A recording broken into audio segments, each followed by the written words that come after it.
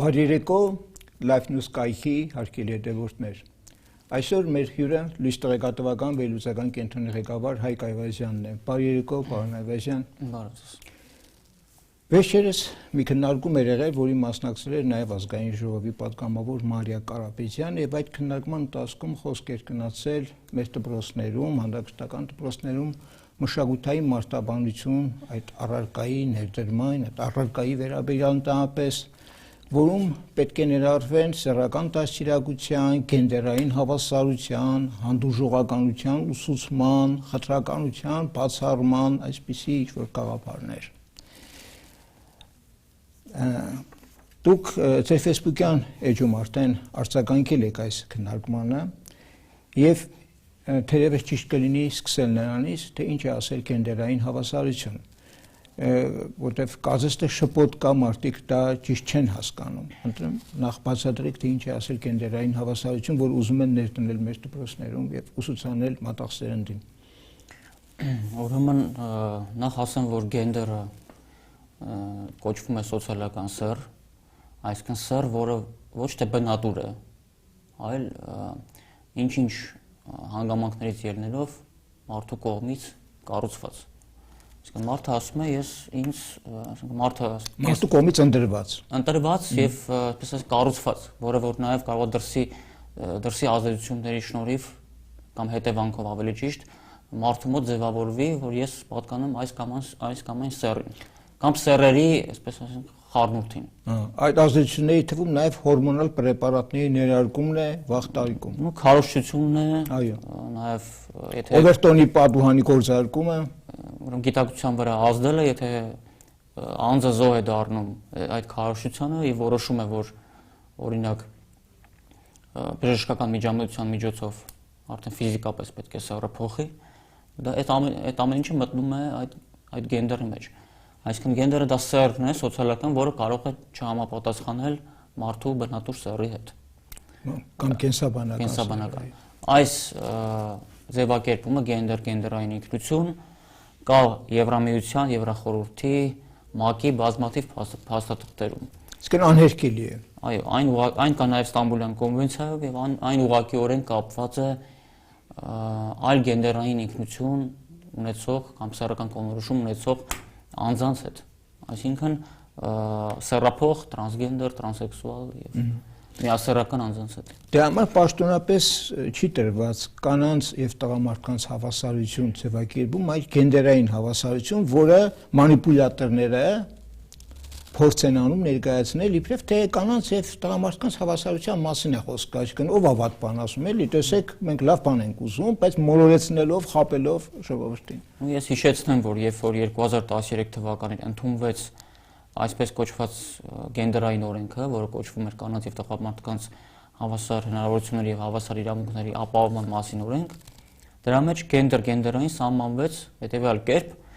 ուրեմն տարբեր սեռի անձանց ձեռքբերովի սոցիալապես ամրագրված վարկ։ Այսինքն սրանով արդեն փաստվեց, որ գենդերը դա ձեռքբերովի վարկն է։ Այսինքն ձեռքբերովի նշանակում է, որ անձը ձեռք է բերում իր հակառակ սեռի, ուրեմն ներկայացուցիչի վարքագիծ, պահելաձև, ձեռքբերովի սեռի վարկը։ Այո, ձեռքբերովի սեռի վարկը։ Դրանք տրանսգենդերներ, միասեռականներ եւ այլն։ Այսինքն գենդերը վերաբերվում է դրանց։ Երբ որ ասում է գենդերային հավասարություն, նշանակում է հավասարություն կանանց, տղամարդկանց միջև եւ կանանց եւ տղամարդկանց տարբեր այլասեռված դրսևորումների միջև։ Այսինքն դա այդտեղ կին տղամարդ մտնում է, բայց դրա կին տղամարդը դա միաժամանակ դրան զուգահեռ նայել, շարքի ընդամենը փոքր մասն է։ Իրականում դա վերաբերվում է նաեւ տարբեր, ուրեմն այլասեռված կյանքով ապրող անձանց իրավունքներին, որոնց ցանկը բավական մեծ է։ Դա անսահման է, այսինքն չկա ֆիքսված մի քանակ, որը որ մեծ է, անսահման դժվար է, եւ անընդհատ դա ավելանում է, այսինքն նպատակը ինչն էր։ Նպատակը այս գենդեր բառը փորձում են հնարավորինս շատ մտցնել իրավական դաշտ, իսկ քանի որ միջազգայինով այդ գենդերը դա այն է, ինչ որ ես ասեցի, դա մեծ հաշվով այլասեռում, եթե մի բառով ասենք, ապա երբ որ դու այդ բառը արդեն մտցրել ես քո իրավական դաշտ, հետեւաբար այսինքն դրանից բխող բոլոր ուրեմն կարգավորումները արդեն վերաբերվելու են հենց այդ այլասեռումների դրսևորումներին։ Պարոն Նավազյան, անտեյակ միամիտ մարդկանց մոտ նաև հարց առաջանում, լավ, ենթադրենք թեկուզ վերաբերում է նաև այլասերվածներին, LGBT անձանց, ինչ վատ բան կա, թող մարդիկ իրար հետ հավասար լինեն, խոսքը հավասարության մասին է, ինչու խտրականություն լինի, էլի, ասենք մեր արյունը կարմիր է, իրանց չգիտեմ կապույտ է կամ հակառակը, թող հավասարություն լինի, էլի, ինչ վտանգ կա այդ հավասարության մեջ, որ հավասարության մասին է խոսքը, արդյոք ներկայումս այդ հավասարությունը գրեթե բոլոր ասպարեզներում ապահովված չէ եւ առկա չէ, ասենք բժշկական օգնություն ստանալու, ազատ տեղաշարժի, նամակագրության գաղտնիության եւ այլն, բազմաթիվ սահմանադրական իրավունքների, հիմնարար մարդու իրավունքների եւ ազատությունների, որոնց առումով անհավասարություն եւ խտրականություն չկա այդ կարգի անձանց եւ նորմալ սեռական կողմնորոշում ունեցող անձանց միջեւ։ Հետեւաբար այդ վտանգը, ինչի վրա պետք է շեշտը դնել, ես խնդրում եմ դուք բացատրեք, որպեսզի հասարակությունը իրազեկված լինի, հասկանա թե հավասարության ինչ մի փոքր չափ անհավասարության ինչ մի փոքր հատված է մնացել, որ ուզում են դա էլ վերացնել եւ որի մեջ կայանում է այդ վտանգը։ Ուրեմն նախ ցանկացած Հայաստանի Հանրապետության քաղաքացի պաշտպանված է Հայաստանի Հանրապետության օրենքներով։ Հայաստանի Հանրապետության ոչ օրենքները, ոչ էլ Սահմանադրությունը որևէ խտրականություն չեն դնում, որ եթե անձը այսպեսին է, ապա իրեն օրինակ բուժօգնություն չպետք է ցույց տալ կամ եթե նրա նկատմամբ կատարվել է, ասենք, նրանց միջին ծանրության ամենական վնասվածքի է պատճառվել, ապա պատճառողը կամ վնաս պատճառողը չպետք է քրեական պատասխանատվության ենթարկվի։ Այդպես օրենք մենք չունենք։ Հակառակը նախատեսված է քրեական պատասխանատվություն անկախ նրանից, թե ում նկատմամբ է ոտնձգությունը։ Օրենքները պաշտպանում են բոլորին, եւ քրեական, եւ վարչական, եւ սահմանադրությունը այդ առումով խնդիր չկա։ Ուրեմն այդ առաջին հերթին իհարկե այս գործընթացների թիրախը երեխաներն են։ Այսինքն նպատակն է երեխաների շրջանում սերմանել հանդուրժողականություն, որ այդ այլասեռումները եւս նորմ են, որ օրինակ անձի կողմից, եթե երեխան որոշում է, որ նա կամ իր վրա ազդում են եւ նա որոշում է, որ նա միասեռական է, ապա դա իր իրավունքն է, իր ընտրության իրավունքն է։ Դրա մեջ ոչինչ ամոթալի չկա, եւ եթե նա ուզենա այդ ընտրության հետևանքով փոխել սեռը, օրինակ, դա նորմալ է եւ անկանշկան պետք է փոխի, առանց շրջապատի, այո, եւ որևէ մեկը չի կարող նրա վրա ազդեցություն ունենալ եւ նրան հետ համոզել, ով որ փորձի դա անել, դա կդիտվի որպես խտրականություն եւ բռնություն երեխայի նկատմամբ եւ իհարկե առաջի հերթին այս օրենքները միտված են պաշտպանելու երեխային ծնողներից, պաշտպանել իհարկե ճակերտների մեջ։ Այսինքն եթե ծնողը փորձի երեխային այդ վատ ճանապարհից հետ պահել, ծնողը կենթարկվի պատասխանատվության։ Նման պատասխանատվության ենթարկելու ուրեմն դրույթներ քրեական օրենսգրքերում, վարչական ուրեմն օրենսգրքերում կա եվրոպական արևմտյան երկրներում։ Հայաստանում էլ նախատեսում են։ Նոր քրեական օրենսգրքի նախագծում 197-րդ հոդվածներ, չէ՞։ Այո, կար նման բան, բայց միայն դրանով չի, տարբեր խտրականությունն է սեռական կողմնորոշման համարվում է քրեական պատժի։ Տարբեր ծրագրերով եւ օրենքների նախագծերով, օրենքներով, ուրեմն խտրականությունը ըստ սեռական կողմնորոշման պատժվելու է։ Բայց այստեղ խնդիրը ոչ թե հավասարություն դնելն է, ընդհակառակը փորձ են անում այդ այլասեռումներին այսպես արտոնություն տալ եւ այդ այլասեռումները կրող անձանց արտոնություն տալ մնացած բոլոր նորմալ մարդկանց նկատմամբ։ Այդ իսկ պատճառով օրինակ արևմուտքը բոլոր դեպքերի համար խորամանկ քայլերի է դիմել եւ օրինակ եթե միասեռականությունը դու անվանում ես այլասեռում, դու խտրականություն ես կիրառում եւ պետք է պատժվես։ Դա կոչվում է խտրականություն։ Բայց երբ որ դու քարոզում ես ավանդական ընտանեկան արժեքներ որպես այդպիսին, ապա միասեռականների նկատմամբ դա դիտվում է որպես խտրականություն, իսկ միասեռականների կողմից այդ ավանդական ընտանեկան արժեքների քարոզը երբ որ իրենք, ասենք, հայհոյում են ավանդական ընտանեկան արժեքները, դա դիտվում է որպես պոզիտիվ խտրականություն։ Այսինքն այդ խտրականությունը նորմալ է, դա կարող է լինել։ Ավանդական արժեքների ոտնահարումը նորմալ է, դա կարող է լինել։ Եվ դրա համար մտցվել է հատուկ տերմին, կոչվում է պոզիտիվ խտրականություն։ Այսինքն, երբ որ դու ես ասում այլասերումը, քեզ պատժում են, երբ որ իրենք են ասում ավանդական արժեքները, դրանք հետամնացություն են, իրենց խրախուսում են դրա համար։ Եվրոպական երկրներում է այդպես ընդունված։ Այո, արևմտյան իրավունքում դա այդպես է։ Իսկ խտրականությանը, գենդերային ինքնությանը, ուրեմն եվրոպական երկրներում դրանք կան տասնյակ էջերի հաստող ուրեմն ուղեցույցներ, նորմեր եւ այլն, որոնք մշակված են, որոնք մանրամասն քայլ առ քայլ նկարագրում են, թե ինչ փոփոխությունների պետք է ենթարկվի պետության իրավական դաշտը, ուրեմն այդ այլասերված կյանքով ապրող անձանց իրավունքներ, լայն իրավունքներ տալու համար։ Այսինքն արևմուտքի սատանայապաշտ եւ հանցագործ քաղաքական էլիտա կոչվածը, այնտեղ նույնպես հասարակությանը տանում է այլասերման, պասության, Սոդոմ Գոմորի եւ կործանման ճանապարհով եւ նույնը այդ փորձում է նույնին հասնել այն երկրներում, որոնք առայժմ դեռ այդ ազդեցությանը ենթակա չեն իրենց պարտադրել, հորդորել, ստվերային ձևով ճնշումներ գործադրել այդ երկրների ղեկավարների վրա կամ կաշառել եւ տարբեր մեթոդներ կան օգտագործել այդ ամբողջ հնարավոր զինանոցը, որպեսզի այդ երկրները եւս ընդունեն այն օրենսդրությունը, որ իրենք ցանկանում են որ այդ երկրները ընդունեն եւ հասնել նրան, որ այդ երկրները նույնպես գնան Սոդոմ Գոմորի ճանապարհով։ Իրենց մոտ արդեն ընտրել են, իրենց մոտ հասարակությունը զոհ է։ Իրենց երկրների հասարակությունը իրենց զոհն է։ Հիմա իրանք ուզում են, որ նաեւ այդ հետխորհրդային երկրներում, այն երկրներում, որոնք դեռ այդ օրենսդրությունը չեն ընդունեն, այդ խոսքը նաեւ Ստամբուլյան կոնվենցիայի մասին է, որը ամբողջացնում է այս ամենը եւ հնարավորությունները արդեն միջազգային պարտավորության առումով, միջազգային կոնվենցիայի մակարդակով կանխորոշում է եւ երկիրը արդեն ինքը պարտավորված է լինելու ընդունել այդ օրենքները։ Եթե հիմա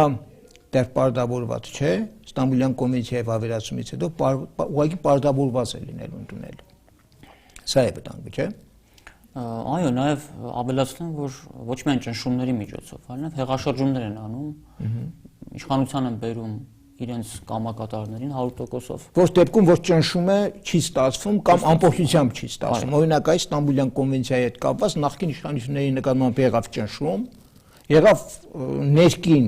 այսպես չերևացող, լայն հասարակությանը չերևացող պարտադրանք, հասարակության համար անտեսանելի, դա ստվերային ձևով է արվում։ Եվ ստորագրեցին Ստամբուլյան կոնվենցիան, բայց չվավերացրեցին։ Եվ ելի ուրիշ բաներ, որոնց մասին մենք կարող ենք ենթադրել, որ մինչև վերջ արևմուտքի այդ մսվամելիքի թրի տակով ամբողջությամբ չանցան։ Կան կոնվենցիաներ, որոնք նախորդ իշխանությունների օրոք ստորագրվել են, բայց չեն վավերացվել, կան նման։ Դու մեծ գլխավոր Ստամբուլյան կոնվենցիան է, որ դրանից առաջ եղել են, ելի վտանգավոր սպառնալիքներով լի, բայց չեն վավերացվել, որտեղ որոշակի հակակշիռ կար նախորդ իշխանության շարքերում, որոնք փորձում էին դիմադրել։ Իսկ այն երկրներում, որտեղ թեկուզ մասնագետ դիմադրություն կա, որոշ չափով ընտրում են իրենց պարտադրանքը, որոշ չափով դիմադրում են, խնդիր է տրվում այդ երկրների ղեկավարություններին չեզոքացնել, հեղաշրջման միջոցով տապալել, բերել իրենց մարդկանց եւ անցկացնել այս պիղծ օրենքները, կոնվենցիաները, օրենսդրությունը եւ այլասերել։ Արևմուտքը տեսավ, որ իր կողմից օկուպացված տարածքում գործող իշխանությունը լիովին չի իրականացնում այն ծրագրերը, որ ինքը պարտադրում է կամ փորձում է պարտադրել։ Ասին, եթե դուք չեք իրականացնում, փորձում եք մանևրել, խուսափում եք, հետաձգում եք եւ այլն, այդ դեպքում դուք կգան նրանք, ովքեր որ իրենց թե մարմնով, թե մտածելակերպով այլասերված են, այդպես մտածելակերպում են, այդ մտածելակերպով անձիկ կանեն այն, ինչ որ դուք չեք կարողանում անել կամ չեք ուզում անել։ Մշակութային մարդաբանություն առարկայի շրջանակում ուսուցանել հանդուրժողականություն, խտրականության բացառում, Հասկանալի է, թե ինչ հանդուրժողականության մասին է խոսքը, այսինքն եթե ձեր դասարանում կա երեխա, որը սեռը փոխել է, արդեն ուրեմն անչափահաս տարիքում տրանսգենդեր է դարձել, դուք պետք է հանդուրժողական լինեք այդ կարգի մարդկանց նկատմամբ, կամ եթե կա լեսբի կամ գեյ, պետք է չհալածեք նրան, հալածելը դեռ մի կողմ թողնենք, ուղղակի ամոթանք չտաք, չպարսավեք, չնախատեք, չդատարեք նրա հետ ընկերություն անել, այսինքն դա մեգուսացումն է, չմեգուսացնեք նրան հոգեբանորեն, հանդուրժող լինեք եւ վարվեք այնպես, ինչպես մյուսների նկատմամբ եք վարվում։ Մի փոքր այսպես ասեմ, նախ երեխաների շրջանում միասեռական երեխաներ չեն կարող լինել, իսկ միասեռական երեխա չի լինում, չկա նման բան, այսինքն երեխան երբ որ ասում է, երբ որ հայտարարում է, որ ինքը օրինակ միասեռական է, դեռահաս երեխան հայտարարի, նշանակում է այդ երեխային պղծել են ուղղակի, այսինքն իր վրա քարոզչական ներգործություն են ցուցաբերել, շեղել են ուղղությունը, կամ հորմոնալ զարգացման ուղղությունը շեղել են, հիմնականում քարոզչականով է, հորմոնալը հետո արդեն այդ որ արևմուտքում կա դա հորմոնալը, շուտով մեր մոդել կլինի դա այսպես գնաց եւ եթե հանդուրժեցին կամ չարիքի տեմը չառան։ Ասել որ կա, ով որ ասում է որ կա միասեռական երեխա, այդ անձը ուղղակի մանկապիղծ է, այդ անձը ուղղակի այլ բնութագրում այդ անձին չեմ հնարավոր չի տալ, որտեղ երեխան ինքը ինչ ասում։ Չէ, խոսքը բնատուրի մասին չէ, հասկանալի է որ այդ ազդեցությունների հետևանքով։ Չէ, եւ երեխա ասելով հասկանանք նաեւ մինչեւ 18 տարեկան է։ Չէ, դուք որ նշեցիք օրինակ որ դասարանում մեկը լեսբի է։ Այո, 8-րդ դասարանում կարող է այդպես լեսբի չի կարող լինել։ Նշանակում եթե այդ երեխան ասում է որ ինքը այդպեսին է, այո, նշանակում է այդ երեխային պղծել են։ Խոսքը ինձ դրա մասին է, ես դա նկատի ունեմ։ Բայց դա այլ բան էլ կա, երբ որ օրինակ ծնողը նկատում է, որ մի փոքր շեղվել է երեխայի ինտերնետ մտածելակերպը, պահվածքը, վարքը եւ այլն, եւ նա փորձի ազդեցություն գործադրել, դա արդեն իսկ դա էլ է խտրականության դրսևորում։ Դա կհամարվի, որ նա բռնություն է կիրառում, խախտում է երեխայի կողմից իր կյանքը տնօրինելու իրավունքը ինքնուրույն ձևով եւ ծնողը կպատժվի։ Այս բոլոր գործընթացների նպատակը մեկն է՝ ծնողից խլել սեփական երեխային դաստիարակելու իրավունքը։ Պարոն Աբազյան, մեզ մոտ փառք Աստծո դեռ 8-րդ, 9-րդ, 10-րդ դասարանցիների մոտ չկան այդ դրսևորումները, կամ եթե կան այնքան սակավաթիվ են, որ մենք չգիտենք, կամ իրենք թաքցնում են, բայց արևմուտքում լայնորեն դա տարածված է նաև արդեն այդ տարիքի երեխաների մոտ։ Այսինքն իրենք ձեր ասած այդ մեթոդներով օվերտոնի պատուհանի մեխանիզմը կործարկելով, քարոզչական ազդեցությամբ, օրենսդրությամբ, այնտեղ նաև հորմոնալ պրեպարատներով, տարբեր ճանապարհներով հասել են այդպիսի արդյունքի, որ պղծել են նաև անչափահասներին, եւ դա զանգվածային բնույթ ունի, շատերի մոտ դա, այսինքն խոսքը մի 10 հոգու, 100 հոգու մասին չէ։ Եվ եթե այս օրենսդրությունը, որ այսօր մշակվում է, այն փոփոխությունները, որ ուզում են կատարել դպրոցում, այն Ստամբուլյան կոնվենցիայի վավերացումը նաև որ հնարավորություն է տալու այլասերման պաշտության քարոզի, դուք լավ գիտեք, թե այդ կոնվենցիայի վավերացումը ինչ է նշանակում եւ ինչ, այսպես ասած, չայգրտյալ իրավունքներ է տալիս LGBT անձանց։ Այս ամենի արդյունքում մենք մի տարիներ հետո կամ մի քանի տարի հետո կունենանք այդ նույն արդյունքը, ինչ արևմուտքը արդեն ունի։ Մեկ այլ, ուրեմն կոնվենցիայի մասին է հիմա նաև խոսք գնում, սեռական շահագործման եւ սեռական բռնությունից երեխաներին պաշտպանելու մասին Եվրոպայի խորհրդի կոնվենցիա, ուրեմն դա ստորագրվել է Լանցարոտեում 2007 թվականի հոկտեմբերի 25-ին, ավելի ճիշտ ընդունվել կոնվենցիան։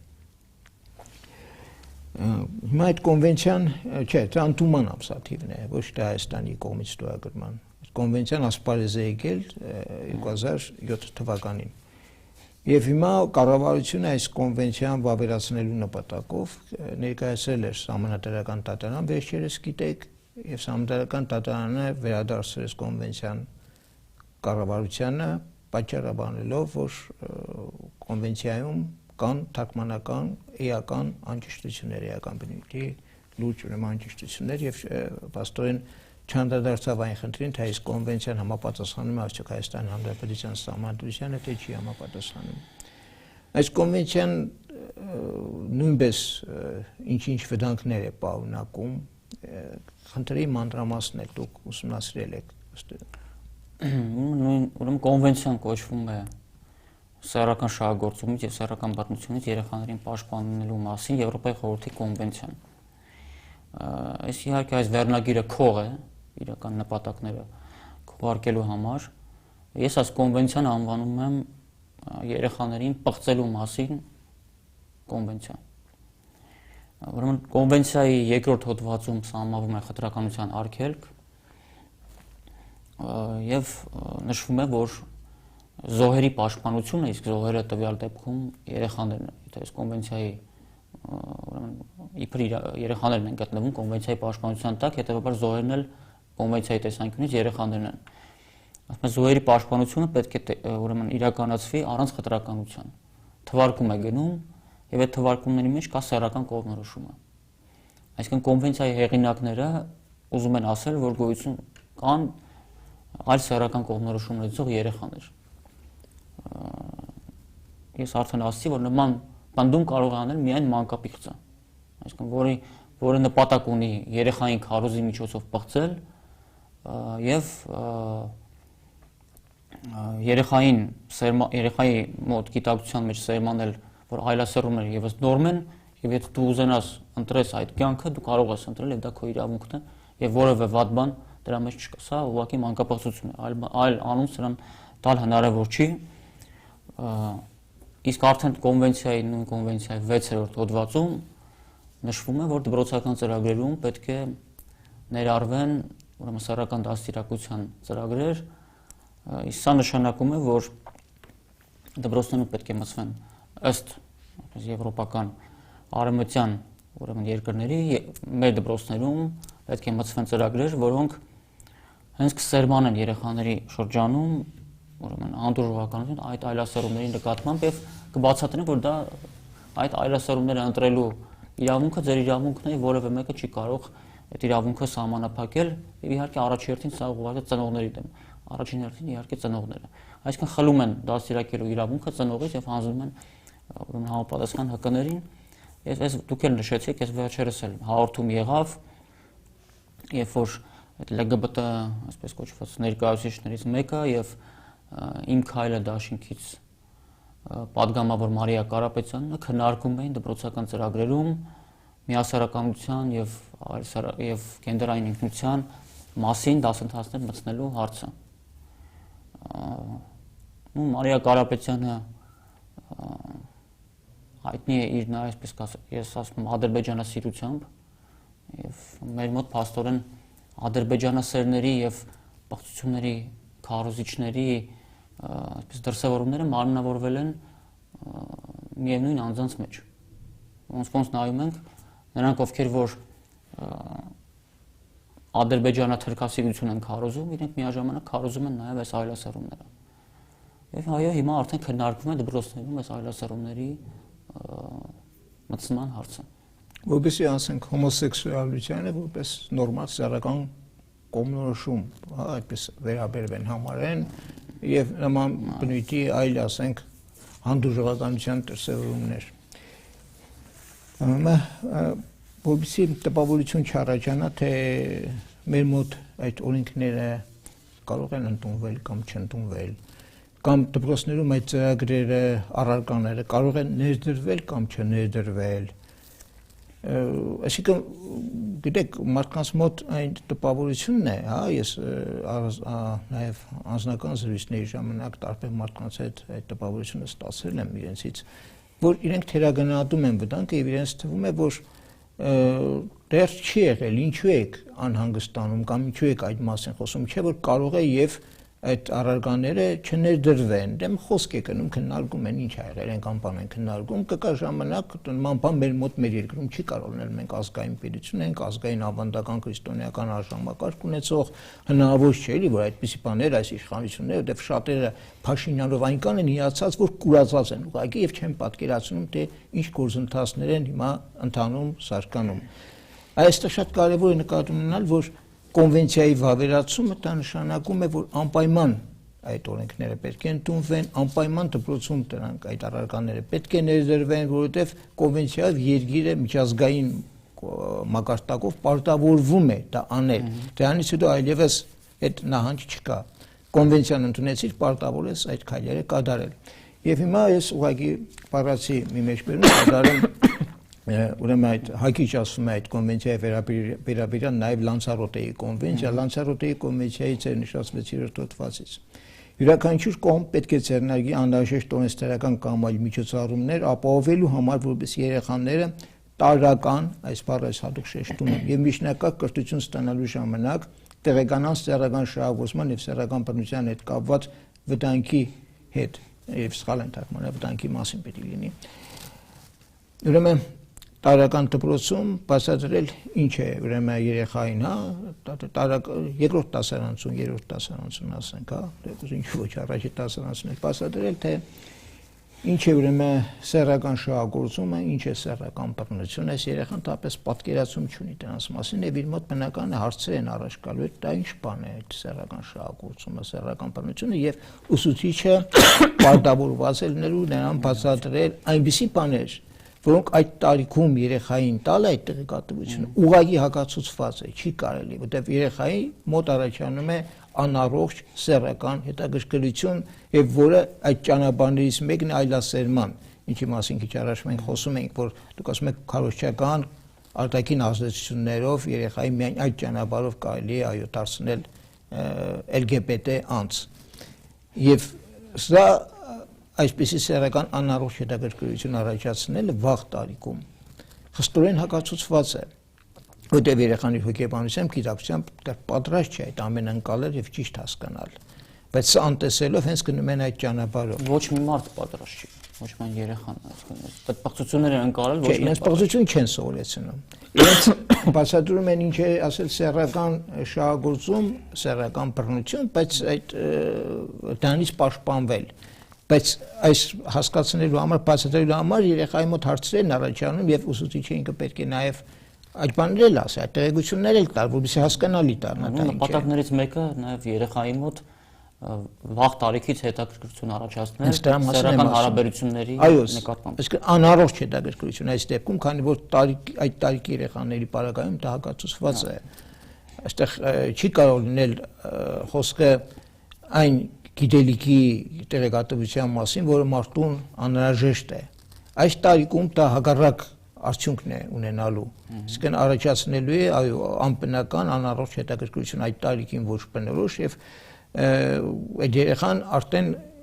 մեծ ռիսկի ենթակա է հետագայում ասենք սեռական կողմնորոշման առումով, սեռական շեղումներ ունենալու առումով, եթե զուգահեռաբար նաեւ այլասերման պղծության քարոզը իրականացում հասարակության մեջ, ինչը Ստամբուլյան կոնվենցիայի վավերացումը ապահովելու է։ Եթե այդ կոնվենցիան վավերացվեց, մենք երկրում ունենալու ենք այդ արդյունքը։ Ուրեմն մեկ այլ հոդվածից ես մեջբերում կատարեմ, 18-րդ հոդվածն է, սեռական բռնություն։ Յուրաքանչյուր կողմ պետք է ձեռնարկի անհրաժեշտ տոնեստերական կամ այլ միջոցառումներ քրեական պատասխանատվություն սահմանելու հետևյալ միտումնավոր գործողությունների համար։ Սեռական բնույթի գործողություններով զբաղվել է երեխայի հետ, որը համաձայն ազգային օրենսդրության համապատասխան դրույթների դեռևս չի ասել օրենքով սահմանված տարիքի նման գործողություններով զբաղվելու համար։ Երեխաների սեռական բնույթի գործողություններով զբաղվել է, երբ կիրառվում են հարգադրանք ուժ կամ սպառնալիքներ կամ տեղ է գտնում երեխայի նկատմամբ ունեցած վստահության, իշխանության կամ ազդեցության չարաշահում, այդ թվում ընտանիքի ներսում, կամ չարաշահվում է երեխայի առանձնապես անպաշտպան վիճակը, մասնավորապես սահմանափակ մտավոր կամ ֆիզիկական ունակությունների կամ կախվածության մեջ գտնվելու հանգամանքներում։ Կարելի ասել հրաշալի է, բայց մենք ինչին ենք դեմ։ Կարող է մենք կողմ ենք, որ երեխաները սեռական բռնության ենթարկվեն կամ սեռական շահագործման, Այսինքն այս կոնվենցիայում կան միանգամայն նաև ճիշտ ընդունելի ձևակերպումներ, բայց անմիջապես դրանից հետո, այսինքն այստեղ հայտնի տարբերակն է, որ թույնը խառնում են շակալի հետ, քաղցրի հետ, որ մարդը կարողանա կուտակել, որ դառը եղավ կմերժի միանգամից։ Այս դրանով խապում են, դա ընդունելի բան է, չէ՞, այստեղ դուք կտակ որևէ կետ, որ անընդունելի է, ես չեմ տեսնում։ Բայց անմիջապես հետո վերը նշված առաջի կետի նպատակներից ելնելով, չէ՞, Միքայելյան։ Հա։ Ուրեմն առաջին ակետի դրույթը, իսկ առաջին ակետը սա էր, սեռական բնույթի գործողություններով զբաղվել է երեխայի հետ, որը համաձայն ազգային օրենսդրության համապատասխան դրույթների դեռևս չի հասել օրենքով սահմանված տարիքի նման գործողություններով զբաղվելու համար։ Առաջին ակետի դրույթները չեն տարածվում անչափահասների միջև փոխադարձ համաձայնությամբ կատարվող սեռական բնույթի գործողությունների վրա։ Դրան։ Այսինքն եթե անչափահասները միմյանց հետ սեռական բնույթի գործողություններ են կատարում, ապա այս կոնվենցիայից արգելող դրույթները նրանց վրա չեն տարածվում։ Դա համարվում է նորմալ թույլատրելի, ամենայնիվս թույլատրելի։ Այս վտանգներով լի, ես ընդամենը եղածներից 1-2-ի վրա ուշադրություն դարձրեցի կամ սևեռեցի, բայց բազմաթիվ են, առաջիկայում առավել հանգամաններ ես իմ հոդվածներից մեկում կանդրադառնամ այդ ամենին, կոնվենցիայի վերլուծություն կկատարվի, օրակարգում է տրված իշխանությունների կողմից, կառավարությունը որոշում ընդունել է, որպեսզի ներկայացվի վավերացման, ուղղակի Սահմանադրական դատարանը դա այդ ուրեմն հիմքով հետ տվեց, որ թարգմանական նիստի օրը ուշադրություն դարձրեք, որ երբ որ Սահմանադրական դատարանը պնդում էր, որ ոչ թե պնդում էր, այլ հաստում էր, ապացուցում էր, որ բազմաթիվ սխալներ կան, այդ թվում ուղղակի բաց թողնված բառեր կան։ Արտաքին ուրեմն փոխնախարարը պնդում էր, որ ասում էր, չէ, այս վիճակով տեքստը ուրեմն քննեք։ Այսինքն թվում էր, թե ինչ խնդիր կա, այսինքն կարող էին մի փոքր սպասել ենթադրենք, այդ տեքստը շտկվեր։ Այսինքն նշանակում է, որ կա որոշակի շտապողականություն, որտեղ գործող իշխանությունը որոշակի մտավախություններ ունի, ելնելով նրանից, որ ժողովուրդը կամաց սրանց ավերիչ գործունեությունը տեսնում է եւ իրենք մտավախություն հասկանում կարող է չհասցնեն ուղղակի ընդունել համապատասխան կոնվենցիաներ, դրա համար իրենց անդրովկյանոսյան տերերի կողմից հանձնարարական է իջեցվել հնարավորինս շուտ այս կոնվենցիաները ընդունել, նույնիսկ տարասխալներով, բաց թողնված բառերով, ընդհանրապես մի փաստ արձանագրեմ, որոնք փետրվարի 18-ին աշխատանքի եւ սոցիալական հարցերի նախարարության հետ միասին տեղի ունեցել քննարկում, ուրեմն որը վերաբերվել է գենդերային բաղադրիչի ներդրմանը, ուրեմն հասարակական կյանքի բոլոր ոլորտներում եւ Եվրամիության ներկայացուցիչը ասել է հետեւել, ասել է Եվրամիության համար սա շատ կարևոր ոլորտ եւ թեմա է, որովհետեւ գենդերային հավասարության ապահովումը, ինչպես նաեւ բոլոր տեսակի խտրականությունների վերացումը Եվրամիության կողմից տրամադրվող օժանդակության հիմնասյուներից է։ Եվրամիությունը ասում է, այս այլասերումները Հայաստանում կընդունեք, կտանք գումար, չեք ընդունի, գումար չենք տա։ Քանի որ այս իշխանություններն էլ այնպես են արել, որ թե փողեր, թե գումարներն են բյուջեի մսխում եւ թե ներդրումները չեն գալիս, այսինքն խնդիր ունեն բյուջեն լցնելու եւ ապահովելու, դրան գումարած իրանք էլ իրենց որոշները մարմնով, իսկ մեծամասնությունը իրենց մտածելակերպով այլասերվածներ են, հետեւաբար իրենք ասում են համ ընդունում են օրենքները, որոնց իրենք կողմ են, դրան գումարածել դրա դիմաց Եվրամիությունից գումարներ կստանան։ Այսինքն շտապողականության ուրեմն նպատակը սա է։ Երկուսը մեկում էլի, մի գնդակով երկու նապաստակ խփենք եւ գումարը կկա եւ մեր ուզած օրենքները կընդունվեն։ Այսինքն պղծել հնարավորինս, քանդել պղծել, որպեսզի հասցնեն միջև իրենց գնալը այդ գործը անել։ Այսինքն իրենք հասկանում են, որ իրենք ժամանակավոր են։ Իրենք ժամանակավոր բերել են ավերելու, հետո իրենք կգնան։ Պարոն Աբրասյան, Ստամբուլյան կոնվենցիան գործող Սահմանադրական դատարանի կողմից գրեթե 100%-ի համոզվածությամբ ես կարող եմ ասել, որ ճանաչվելու էր հակասահմանադրական։ Եվ այսօր թիրախում սահմանադրական դատարանն է։ Գիտեք, որ ազգային ժողովը ընդունեց հակասահմանադրական որոշում, սահմանադրական կարգի տապալմամբ, հակասահմանադրական որոշում է դա, ուղղակի պետք է բացել սահմանադրությունը եւ կարդալ, թե ինչ է գրված այնտեղ։ Առանց սահմանադրական դատարան ներկայացնելու այդ որոշման նախագիծը իրենք իրավունք չունեին դնելու դա քվեարկության եւ ընդունել։ Ընդունեցին որոշումը, ուղարկեցին հանրապետության նախագահին, որը պարտավորված լինելով ապահովել սահմանադրության ուրեմն կատարմանը հետևելու այդ պարտավորությունը ունենալով, իմպերատիվ պարտավորությունը, որ պետք է պահպանի սահմանադրությունը, հետևի սահմանադրության կատարմանը, տեսնելով, հասկանալով, որ թույլ է տրվել սահմանադրական քայլ ազգային ժողովի կողմից, ազգային ժողովի այդ 88 պատգամավորների, իմ քայլը դաշինքի, որոնք ընդունեցին, այո, քվեարկեցին այդ որոշման ընդունմանը, ինքը իր հերթին, որ իրավունք ուներ ուղարկելու որոշումը սահմանադրական դատարան, որպեսզի սահմանադրականության հարցը քննի, սահմանադրական դատարանը չուղարկեց, ստորագրեց եւ նշանակեց, ավելի ճիշտ նշանակեց հանրաքվե ապրիլի 5-ին։ Դուք այդ հանրաքվեին մասնակցելու եք, այո եք քվեարկելու, ոչ, թե բոյկոտելու եք։ Ուրեմն ասեմ այսպես, իմ կարծիքով այս իշխանության դեմ հանդես եկող կազմակերպությունների գործիչների շրջանում կա որոշակի իմ կարծիքով ոչ ճիշտ տերմինաբանություն օգտագործվող։ Այս օրինակ բերեմ, ասենք հայրենական մեծ պատերազմի տարիներին նացիստների կողմից օկուպացված տարածքները կամ օկուպացիան սովետական միության տարածքների, դա ինչ գործընթաց էր, իրավական գործընթաց էր, քաղաքական գործընթաց, ինչ գործընթաց էր դա։ Հանցագործություն էր, պատերազմական հանցագործություն։ Ագրեսիա էր, ռազմական, ագրեսիա էր, ռազմական հանցագործություններ էին։ Եվ դեմ ազատագրական պայքար էր։ Եվ այն ժամանակ էր նացիստները, երբ որ օկուպացրել էին այդ տարածքները, այո, որոշակի գործընթացներ էին իրականացնում։ Նաև իրավական գործընթացներ, ասում են, այ տեղի բնակչությունը պետք է ապրի մեր կանոններով, նույնիսկ այսպես ասած մշակութային միջոցառումներ են կազմակերպում, կինոթատրոններ են բացում, որպեսզի տեղի սովետական միության ժողովուրդը, այսպես ասենք, այդքան էլ վատ չվերաբերվի իրենց, ասի դե տեսեք մեզ լավ են նայում, մեզ այդ եթե մենք իրենց չդիմադրենք, մեզ չեն կոտորի եւ այլն։ Բայց կինո ցույց կտան։ Բայց ըստ էության դա օկուպացիա էր, դա արտաքին ագրեսիա էր, իսկ ժողովրդի տեսանկյունից ուրեմն ազատագրման հարց կար։ Այսինքն ժողովուրդը բարձրացավ ազգային ազատագրական պայքարի։ Կամ օրինակ վերցնենք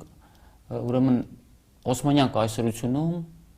հայերի նկատմամբ իրականացվող գործընթացները։ Չէ՞ որ միջև օրինակ ցեղասպանությունը Օսմանյան իշխանությունը որոշակի իրավական գործընթացներ էր անում հայերին ճնշելու, իրավունքները սահմանափակելու համար։ Հիմա դա քաղաքական գործընթաց էր, իրավական, թե դա մեր լինելու չլինելու, կենաց մահու պատերազմ վարելու խնդիր էր մեր համար, չէ՞։ Հետևաբար այն ինչ կատարվեց 2018 թվականին, դա արտաքին ագրեսիա էր Հայաստանի նկատմամբ, որը տեղավորվում է այսպես կոչված հիբրիդային պատերազմի շրջանակներում, այսինքն այնպես չի, որ օրինակ ՆԱՏՕ-ի զորքերը հիմա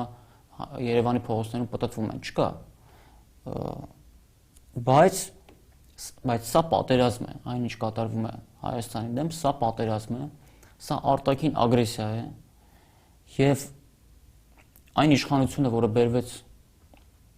այն ուժը, որը բերվեց իշխանության 2018 թվականին,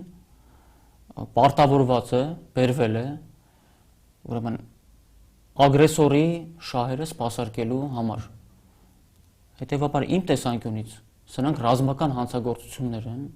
միգուցե ռազմական տերմինը մի քիչ ավելի նեղ սպეციფიկ տերմին է, խոսք վերաբերվում է զինված ուժերին,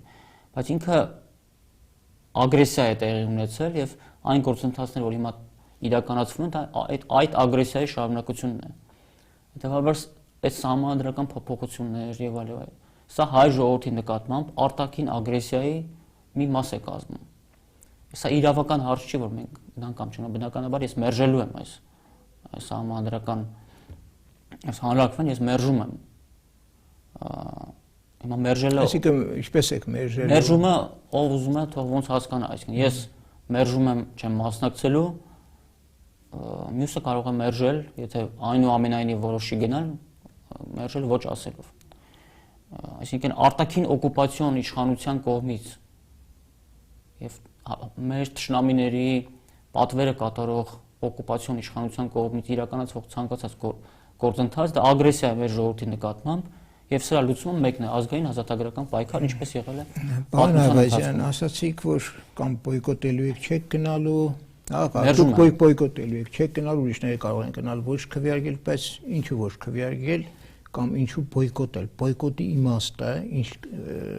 ինչ կտա, ինչ նպատակ ունի։ 650,000 այդ ուրեմն մասնագետների խնդիրն է այստեղ երևի եւ ինչու ոչ քվեարկել, ինչու որտեվ ներկայացված է այսպես որ այդ այոյով պետք է սահմանադրական դատարանի դատավորների 9 անդամներից դատավորներից 7-ը պաշտոնան կարվեն այդ այոյի արդյունքում, այսինքն նպատակ ունի նախկիններին, այսպես ասած կոռումպացված ռեժիմի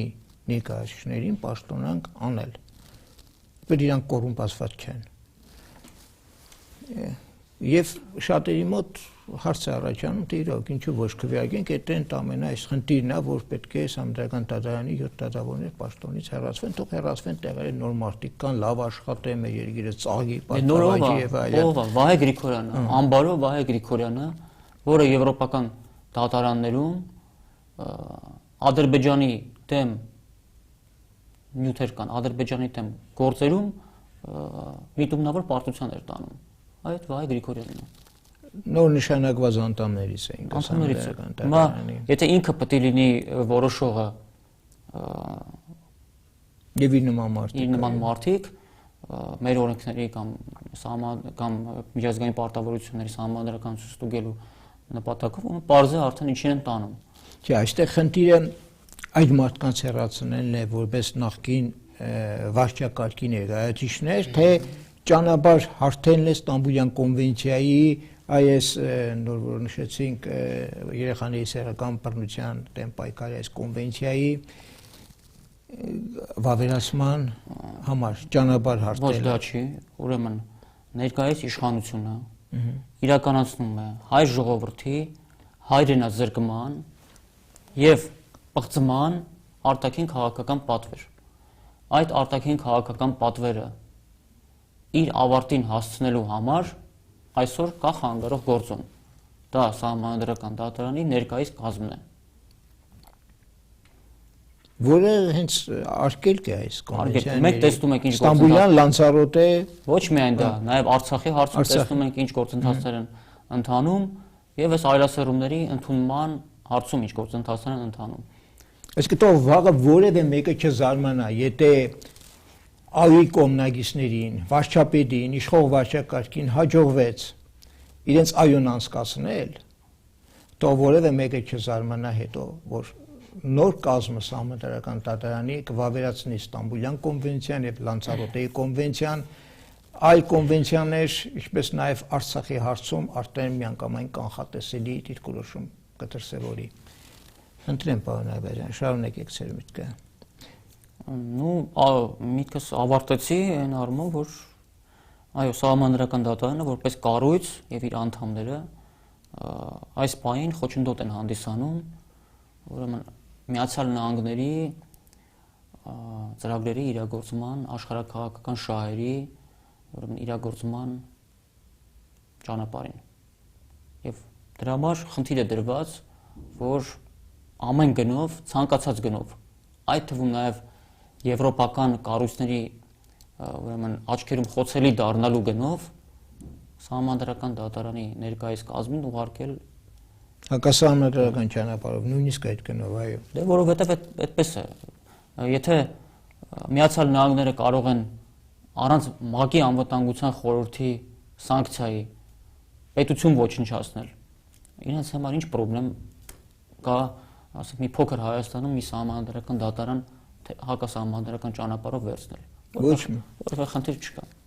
Իրենց համար որևէ բարոյական արգելք չկա այդ առումով։ Կամ մտնել Սիրիա ապօրինաբար եւ թալանել երկրի բնական հարստությունները, նավթը եւ այլն։ 100,000 մարդկանց բացահայտորեն զինել որևէ խնդիր չկա։ Դրա համար այս հարցում էլ որևէ խնդիր իրանք բարոյական չունեն անելու, իսկ քանի որ ներկայիս իշխանության ամենայն դեպս կարևոր պաշտոններ զբաղեցնող անձիկ արդեն մենք տեսնում ենք որ մեծ հաշվով բարոյական որևէ արգելքներ չունեն այդ դա իրականացնելու, ինչպիսին տերերն են, այնպիսին էլ ծառաներն են իրականացնում են։ Կատարելով այդ հակասահմանադրական քայլը ներկայիս իշխանությունները իսպառ զրկվեցին լեգիտիմությունից եւ հայտնվեցին օրենքի դաշտից դուրս։ Սա իմ ընդգծումն է։ Իրենք լեգիտիմ չեն եղել։ Լեգիտիմ չեն եղել, առավել եւս նրանց ոչ լեգիտիմ լինելը ընդգծվեց արդեն բացահայտորեն։ Արտաքին ագրեսիայի արդյունքում իշխանության եկած ուժը չի կարող լեգիտիմ լինել, ոնց կարող։ Ես համաձայն եմ ձեզ հետ, բայց դա կարելի է ինչ-որտեղ վիճարկել, որ պետք է դեռ ապացուցել արտաքին ագրեսիայի հետևանքով է, այդ ապացույցների հետ կապված վիճաբանություն կարելի է ցավոլ, իսկ այս դեպքում սահմանադրության խախտում այնքան ակնհայտ է, այսինքն զուտ իրավական տեսանկյունից այնքան բացահայտ է, որ թույլ է տրվել սահմանադրական կարգի կոպիտ խախտում, սահմանադրական կարգի տապալման փորձ է արվում հեռացնել սահմանադրական դատարանի ներկայիս կազմի գերակշիռ մեծամասնությանը եւ սահմանադրական դատարանը նույնպես կուլ տալ չագերտավոր ասեմ սա, հա, ինչպես արդեն տիրացել են իշխանության մյուս թևերին եւ մարմիններին, հա, գործադիր իրենցն է, օրենսդիրեր իրենցն է, դատական իշխանությանը չոքացրել են եւ իրենց կամքն են պարտադրում, հիշում եք դատարանի մուտքերը շրջափակելու, այ շենքերը շրջափակելու այդ հայտնի միջոցառումը վարչապետի մասնակցությամբ եւ կազմակերպմամբ։ Եվ հիմա միակ օղակը, միակ օազիսը, որը մնացել էր, որ իրենց կամքին չեր ենթարկում, սահմանադրական դատարաններ պետական մարմիններից, որտեղ գլխավոր դատախազություն, իրավապահ մարմիններ, ուժային կառույցներ, բոլորի վրա իրենց թաթը տրել են, իրենցով են արել։ Մնացել է միայն սահմանադրական դատարանը, որը հակակշիռ են ինչ-որտեղ, որ իշխանությանը չէր ենթարկվում, անկախ մարմին էր։ Եվ հիմա այդ անկախ մարմինը իրենց գրբանում տնելու խնդիր ունեն, որովհետեւ այս Ստամբուլյան կոնվենցիան, մյուս կոնվենցիաները, Լանցարոտեի մյուս, ասացինք արդեն կարողանան դրանց վերաբերյալ ստանալ համապատասխան որոշումներ եւ ներկայացնել ազգային ժողովի վավերացման։ Հիմա այդ բոյկոտի հետ կապված, որովհետեւ այս հարցը իմ մոտ էլ նախկինում առաջացավ, արդյոք բոյկոտը չի նպաստի, որպեսզի հանրաքվեի արդյունքները կեղծեն, այսինքն եթե մարդը չի գնացել քվեարկության, ապա նրա փոխարեն ասենք ներկայացնեն, որ նա իբրև այո է քվեարկել այս փոփոխությանը։ Հիմա ձավերաբերյալ ես խնդրեի, որ բացեիք փակագծերը, ինչ ասել 650,000 ստորագրություն, որ պետք է պարտադիր լինի, որ քվեարկողները, որոնք գնում են քվեարկության, նրանց տվյալները համապատասխան կայքում հրապարակում են, ովքեր մասնակցել են քվեարկության։ Եվ այս դեպքում կեղծել գրեթե անհնար է կամ անհնար է, մարդը կտեսնի, թե ինքը չի գնացել քվեարկության, բայց ցուցակում իր անունը նշված է, ուրեմն կեղծել են եւ նա այդ մասին կարող է արդեն բողոքել եւ այդ բողոքան պայման ընթացք կստանա, չի կարող չունենալ ընթացք։ Այս փակագծերը բացիկ թե ինչու է կարևոր 650,000 ստորագրություն, որպեսզի չհավաքվի եւ համարվի հանրաքվեն չկայացած։ Դե որքանով գիտեմ, կա որոշակի շեմ, 650,000 մասնակցության շեմ պետք է լինի, որպեսզի հանրաքվեն մասնակցության շեմ համարվի կայացած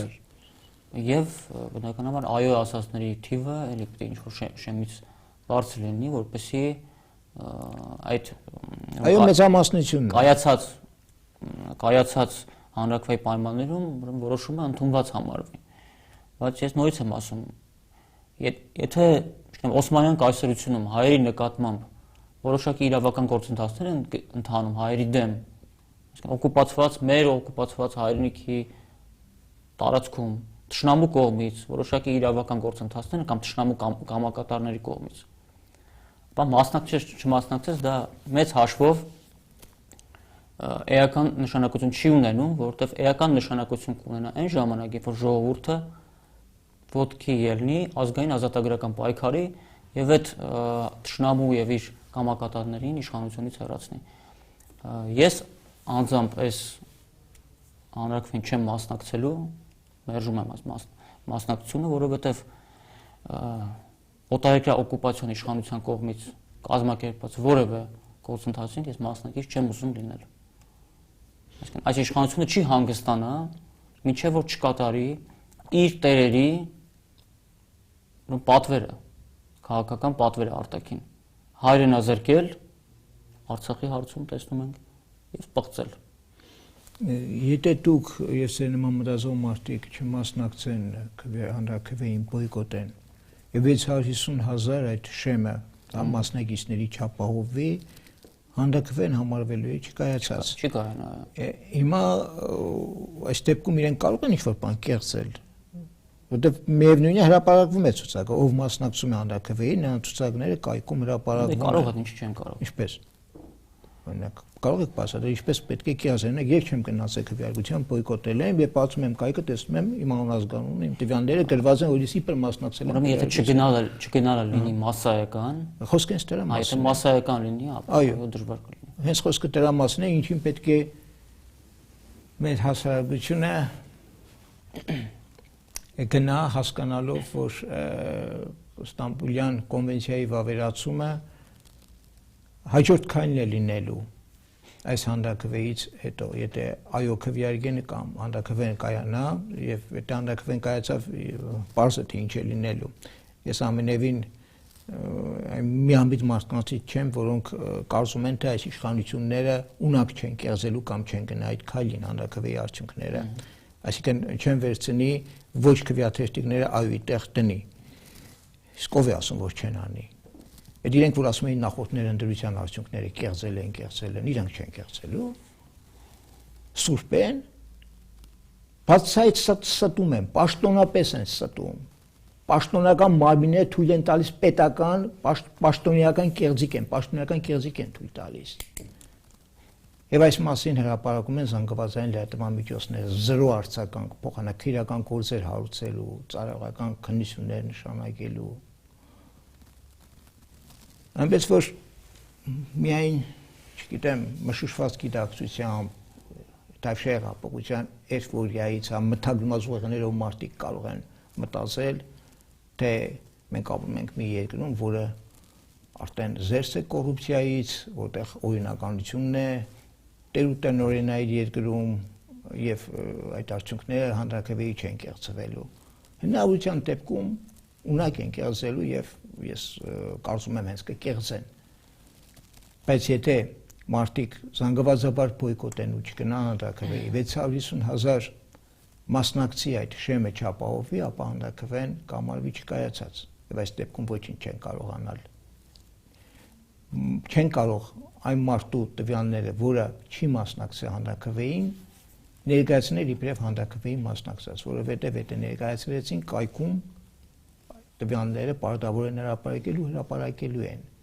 Եվ մարդը տեսնել է, որ ինքը չի գնացել հանրաքվեի, բայց ներկայացնում է թե իբրև ինքը գնացել է եւ իր անազգանունը այնտեղ այդ կայքում նշված է։ Դրանից հետո կան համապատասխան շտաբներ, ոչի շտաբ կա, բոյկոտի շտաբ կա, արդեն բոյկոտով զբաղվող մարդիկ կան, այդ այսինքն կլինի տեղ, կայդարարվի հասցե, հեռախոսահամարներ կտրամադրվեն, որտեղ այն մարդիկ, որոնք հայտնաբեր են կենտրոնական ընտրական հանձնաժողովի կայքում իրենց անուն ազգանուններ իբրև հանրաքվեի մասնակցած, բայց իրենք իրականում հանրաքվեի մասնակցած չեն լինի, հանգիստ կարող են դիմել այդ մարդկանց, այդ շտաբներին եւ իրենց ուրեմն բողոքով զբաղվողներ կլինեն անպայման եւ դա անպայման կունենա արդյունք, այսինքն հանրաքվեն կամարվի չկայացած, կեղծված,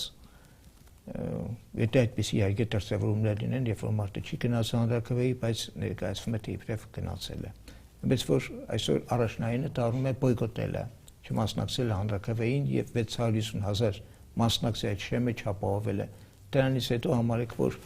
այդ իշխանությունների մտահղացում եւ հենց իրենք իշխանությունները տապալված են։ Պարոն Այվազյան, ազգային ժողովի պատգամավորներից Արման Բաբաջանյանը կարծես թե մտադրություն ունի ինչ-որ կուսակցություն ստեղծելու։ Ինչ կուսակցության մասին է խոսքը եւ այդտեղ կապ ունեն արդյոք տրանսգենդեր անձիկ այդ կուսակցության ստեղծման հետ։ Ճիշտ ասած, այդ ամբարոյի անուն ազգանունը չեմ ուզում տալ, այո, նման ինչ-որ կարծիք։ Ես նկատի ունեմ 1-2 կայքի հրապարակումներ, որոնք արդեն այս մասին հրապարակումներ դա հեռու չի իրենից, հաշվի առնելով իր բարոյական նկարագիրը, կեցվածքը, հեռու չի իրենից, որ նա կարող է գնալ այդ քայլին։ Պոլիտիկայում կայքը, բլոգ նյուզը այս մասին արդեն ունեն։ Դա առանձնապես չի ուզի այդ ամբարո անձի անունը տալ եւ ինչ որ մեկնաբանել իրարացնելը։ Նման անձանց տեղը աղբամանում է եւ բաղ որ գա իրենք կհայտնվեն այդտեղ։ Այսինքն եկել ենք հասել ենք մի ժամանակների, երբ որ կարող են այսպիսի կուսակցություններ ստեղծվել։ Արդեն վաղը չեմ զարմանա, այդ LGBT անձիկ նաեւ այո, իրանք իրենց կուսակցությունը ունենան եւ ավելի այսպես ասած մեծ ախորժակ արտահայտեն իշխանությունը վերցնելու, իշխանության տեր դառնալու։ Հիմա մասնագի են դրա տերը, վաղը կցանկանան ազգային ժողովում ունենալ մեծամասնություն։ Կառավարությունում իրենք լինեն, երկրի նախագահ իրենք դառնան։ Միանգամայն կանխատեսելի սցենար է, դե ինչի են ցկտում։ Որտեղ կուսակցության նպատակը իշխանության կանն է, քաղաքական պայքարն է։ Այսինքն փոխանակ սսկվեն իրենց ծագերը մտնեն, այսօր ասպարեզ ջրի երես են ելել եւ ուզում են ազգային ժողովում ելույթ ունենալ, ամբիոն վերցնել, հետո մանդատներով մեծամասնություն կազմել, հա, այսինքն մեր օրենքները իրենք ընդունել, մեր ճակատագիրը իրենք որոշեն, հա, այլասերվածները, LGBT անձիկ, լեսբիները, գեյերը, բիսեքսուալները, տրանսվեստիտները հայ ժողովրդի բազմազանության պատմություն ունեցող հայ ազգի Հայաստանի Հանրապետության ճակատագիրը որոշեն։ Այսինքն գնալով նրանց ախորժակը ընդլայնվում մեծանում է։ Վաղը մյուսօր, եթե այսպես շարունակվի, եթե սրա դեմը չառնվի, եթե սրան արժանի հակահարված չտրվի, համապատասխան հակահարված, то որևէ մեկը չզարմանա, որ այսպիսի անձիկ կլինեն վարչապետ, Հայաստանի Հանրապետության նախագահ, ազգային ժողովի նախագահ, սա է այն ապական, որ արևմուտքում արդեն նախատեսել են մեր երկրի համար։ Պարզապես այստեղ հայի վիճռական խոսքի արդեն պահն է գալիս, ոտքի կանգնելու եւ, ինչպես ասում են, ցույց տալու, թե ով է։ Պարոն Այվազյան, ասելիք ունեք, որ ամփոփեմ խոսքս։ Ուրեմն այս հեղափոխություն հեղաշրջումից հետո մենք տեսնում ենք, որ շատ կազմակերպություններ, անհատներ այս սպառնալիքներից սկսեցին խոսել արևմտյան հիմնադրամների քայքայիչ գործունեությունից, Սորոսի հիմնադրամ եւ այլն։ Սկսեցին խոսել։ Ինչը իհարկե դրական է։ Բայց ես ուզում եմ ասել հետեւյալը, որ ներկայիս իշխանությունը հավերժ չի մնալու եւ կարծում շատ շուտով իրենք կլքեն մեր քաղաքական դաշտը։ Ուզում եմ ասել հետեւյալը, որ երբ որ կգա հաջորդ իշխանությունը, որի եթե որի ներկայացուցիչների ուրեմն մեջ կլինեն այն անձիկ, ովքեր այսօր պայքարում են այդ բացասական երևույթների դեմ, ապա մենք չենք հանդուրժի, որպեսզի նախկինի նման այսպես արևմուտքի հետ սկսեն խաղեր տալ եւ ասեն դե լավ, այս մի օրենք թող ընդունվի մի փոքր արևմուտքին հաճոյանալու համար եւ այլ եւ այլ։ Այսինքն այս իշխանությունից հետո հաջորդ իշխանությունը պետք է այս օտարերկրյա գործակալների, Սորոսի հիմնադրամի, այս պղծությունների էջը պետք է մեկընդմիշտ շրջի եւ փակի օրենքով, բայց կոշտ ձևով։ Օրինակ, ինչպես օրինակ Ռուսաստանում է արվում օտարերկրյա գործակալների մասին օրենքի միջոցով, օրինակ։ Կամ եւ այլ վկաներ քայքայիչ աղանդին արգելելով։ Եթե դա հաջորդ իշխանությունը չարեց, ապա ես անձամբ կդառնամ այդ իշխանության ամենաարմատական ընդդիմախոսներից մեկը, որտեվ կամ ազատագրում, կամ այսպես ասենք, միջանկյալ տարբերակ չկա։ Եթե ազատագրվում ենք, ուրեմն ազատագրվում ենք մինչև վերջ։ Այսինքն, այս Սորոսի հիմնադրամ, այս սրանց էջերը պետք է մյուս իշխանությունը փակի մեկընդմիշտ, որևէ խաղեր արևմուտքի հետ, որևէ ինչ-որ լավ մի հարցում զիջումների գնանք, որպեսզի փող ստանան գումարներ եւ այլն։ Այս հարցերը մենք պահանջ ենք դնելու, որպեսզի այս հարցերը ուրեմն լուծվեն հաջորդ իշխանության օրոք։ Եթե իհարկե որոշակի լծակներ չլինեն նաև մեր ձեռքերում։ Շնորհակալություն պարոն Այվազյան մեր հաղորդմանը մասնակցելու, մեր հարցերին պատասխանելու համար։ Լավ, նյութի արկելի հետևորդներ, մեր հաղորդումը մոտեցավ ավարտին։ Հիշեցնեմ, որ մեր այսօրվա հյուրը լույս տեղեկատվական վերլուծական կենտրոնի ղեկավար Հայկ Այվազյանն էր։ Մինչ նոր հանդիպում, լավատես եղեք, մենք այս պայքարում հաղթելու ենք։